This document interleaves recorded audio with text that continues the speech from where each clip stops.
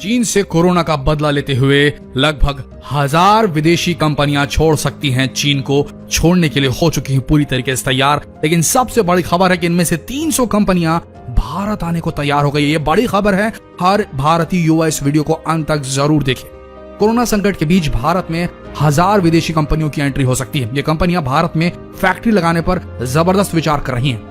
देखिए, वैसे तो कोरोना वायरस की वजह से दुनिया भर की इकोनॉमी रेंगती हुई नजर आ रही है, लेकिन इस माहौल में भी भारत के लिए एक अच्छी खबर है। दरअसल चीन में सक्रिय करीबन 1000 विदेशी कंपनियां भारत में मौकों की तलाश कर रही हैं। बिजनेस टुडे की एक खबर के मुताबिक कोरोना वायरस के कारण चीन में विदेशी कंपनियों को काफी दिक्कतों का सामना करना पड़ रहा है और साथ ही वे कोरोना फैलाने वाले एक देश के अंदर काम नहीं करना चाहती। इस माहौल में लगभग 1000 विदेशी कंपनियां भारत में एंट्री की सोच रही हैं। इनमें से करीब 300 कंपनियां भारत में फैक्ट्रियां लगाने को पूरी तरीके से सेट मूड बना चुकी हैं। इस संबंध में सरकार के अधिकारियों से बातचीत भी चल रही है और ये एक बड़ा मौका है मोदी सरकार के पास अपने आप को साबित करने का। अगर मोदी सरकार किसी तरीके से इन कंपनियों का ध्यान अपनी तरफ खींच सके, उन्हें वो सुविधाएं मुहैया करा सके, तो ये मान के चलिए अब इस दुनिया में मेड इन चाइना नहीं बल्कि मेड इन इंडिया चलने लगेगा।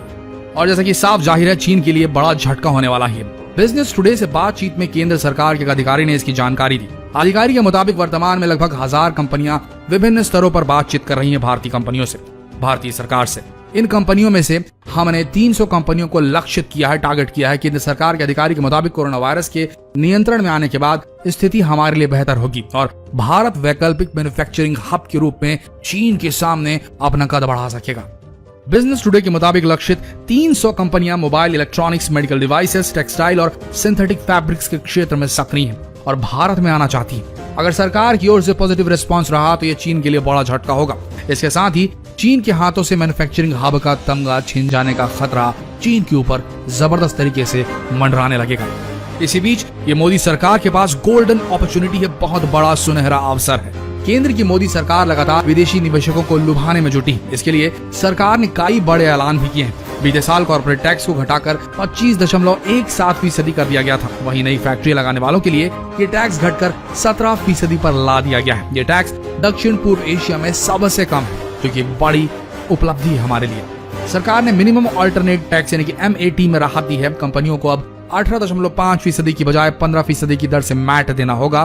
तो दरअसल MAT जो है उन कंपनियों पर लगाया जाता है जो मुनाफा तो कमाती हैं, लेकिन रियायतों की वजह से इन पर टैक्स की देनदारी कम हो जाती है। देखिए, सीधी बात है, हाल ही में जापान ने अपनी कंपनी चीन से जापान में शिफ्ट कर ली है और इसी तरह अमेरिका और दक्षिण कोरिया जैसे देश भी अपनी कंपनियां चीन से हटा रहे हैं। हालांकि 2019 में जब ट्रेड वॉर शुरू हुआ था, तब भी बहुत सी कंपनियों ने चीन से हटकर दूसरे देशों में अपने कारोबार को बेस बनाया था। लेकिन ट्रेड वॉर के समय में भारत के पास एक अच्छा मौका था कि वो उन कंपनियों को भारत में एस्टैब्लिश करवा सके, लेकिन ये कंपनियां भारत को छोड़कर बाकी अन्य देशों में सेटल हो गई थी और कारण सिर्फ इतना ही था कि बाकी देश उन कंपनियों से बहुत कम टैक्स चार्ज कर रहे थे और साथ ही बेहतरीन सेवाएं भी प्रदान कर रहे थे। वहीं दूसरी तरफ भारत में टैक्सेस बहुत ज्यादा हैं और सुविधाएं भी कम है, इसलिए ये कंपनियां भारत को छोड़कर उस काल में दूसरे देश चली गई थी। लेकिन अब ये बड़ा मौका है मोदी जी के पास। देखिए, जब भी कोई कंपनी एक देश को छोड़कर दूसरे देश जाती है, तब वो ये देखती है कि उस देश की सरकार उन्हें टैक्स में कितना छूट दे रही है, रॉ मटेरियल कितनी आसानी से मिल रहा है, लेबर की अवेलेबिलिटी क्या है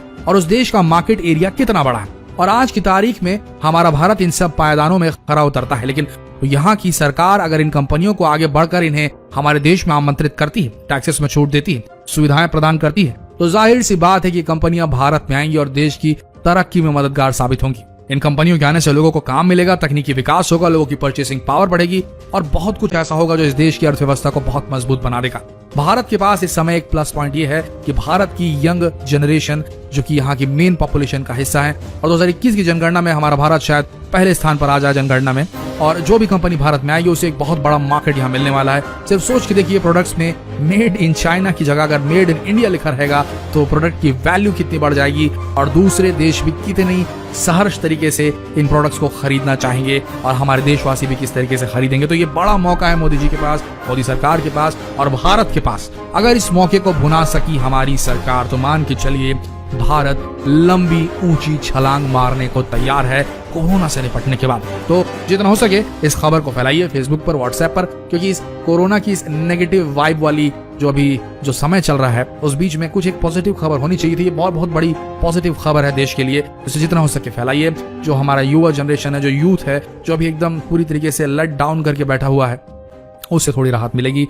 मिलते हैं अगले लेटेस्ट अपडेट के साथ, तब तक के लिए आप सबका इस वीडियो के अंत तक बने रहने के लिए दिल से धन्यवाद।